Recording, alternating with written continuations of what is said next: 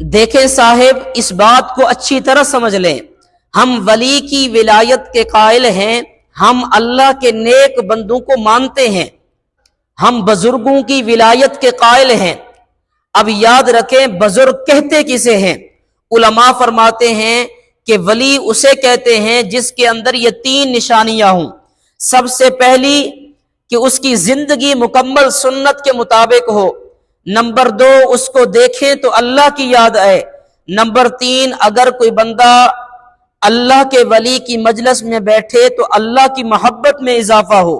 یہ تین نشانیاں ہیں ولی کی پہچان کی، کہ سب سے پہلی نشانی یہ ہے کہ اس کی زندگی سنت کے مطابق ہو۔ ایک بندے نے مجھ سے پوچھا کہ مفتی صاحب آپ پیر سخی سرور کے بارے میں کیا کہتے ہیں؟